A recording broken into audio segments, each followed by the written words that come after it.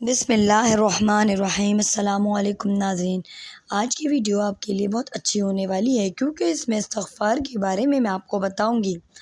استغفار ایک اہم اسلامی دعا ہے جس کا مطلب ہے میں اللہ تعالیٰ سے مغفرت طلب کرتا ہوں۔ یہ لفظ توبہ اور معافی کی علامت ہے اور اس کے ذریعے مسلمان اللہ تعالیٰ سے اپنے گناہوں کی معافی مانگتے ہیں۔ استغفار کرنا اسلام میں ایک عظیم عبادت سمجھی جاتی ہے جو دل کی پاکیزگی اور اللہ کی رضا کا ذریعہ بنتی ہے۔ استغفر اللہ کہنے سے انسان اللہ تعالیٰ کے سامنے اپنی کمزوری اور خطاؤں کا اعتراف کرتا ہے اور اس سے معافی طلب کرتا ہے۔ قرآن مجید میں بھی کئی مقامات پر اللہ تعالیٰ نے اپنے بندوں کو استغفار کرنے کی تلقین کی تاکہ وہ اپنی غلطیوں سے سبق حاصل کریں اور اللہ کی رحمت کے دروازے ان کے لیے کھل جائیں۔ استغفار کرنے کا سب سے بڑا فائدہ یہ ہے کہ یہ انسان کو اللہ کی بے انتہا رحمت کے قریب لے آتا ہے۔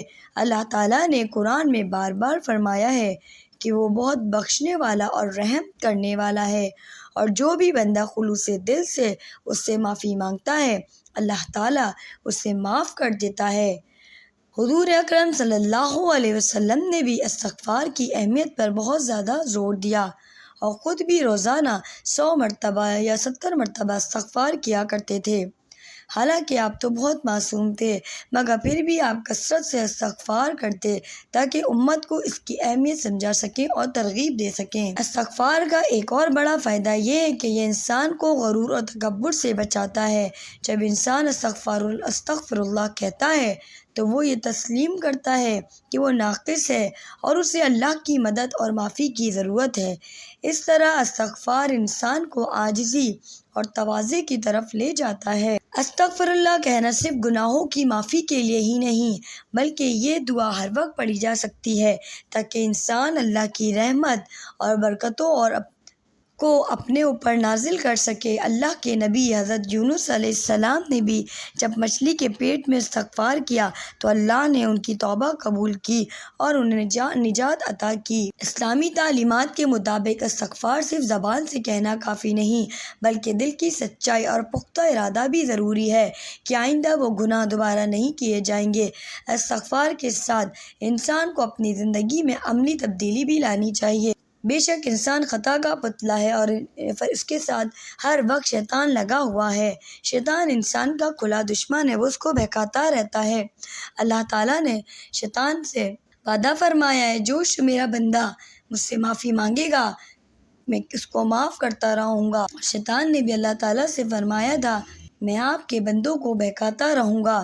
تو اس لیے ہمیں اپنے آپ کو ہر وقت استغفار، اللہ اکبر، سبحان اللہ کی ورد میں رکھنا چاہیے۔ کثرت سے استغفار کرنے والوں کے لیے اللہ تعالیٰ دنیاوی اور آخروی کامیابی کے دروازے کھول دیتا ہے۔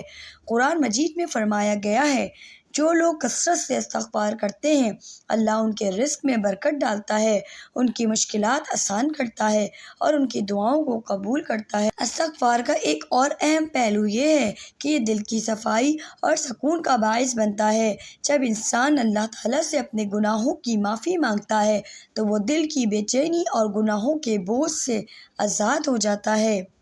احادیث میں بھی استغفار کی فضیلت کو بڑی تفصیل سے بیان کیا گیا ہے۔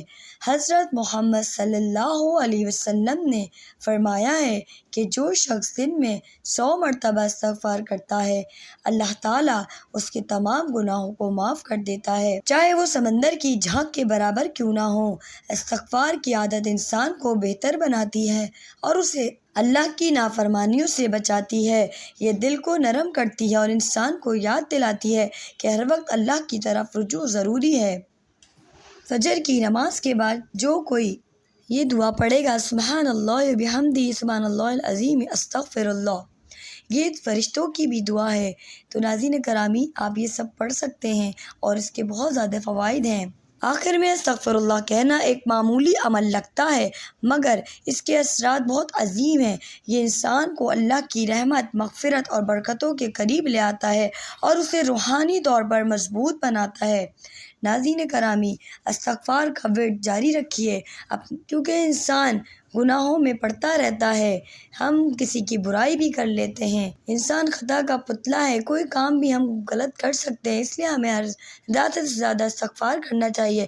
جبکہ ہمارے پیارے نبی استغفار پڑھتے تھے تو ہم تو بہت گناہ گار ہیں۔ ہم سب کو استغفار پر بہت زیادہ زور دینا چاہیے، اپنے گناہوں کی معافی ہر وقت اللہ سے مانگنی چاہیے، کیونکہ کسی وقت بھی انسان کا بلاوا آ سکتا ہے۔ امید ہے آپ کو آج کی ویڈیو اچھی لگی ہوگی۔ پلیز لائک، سبسکرائب، شیئر کرتے رہیے۔ اللہ حافظ۔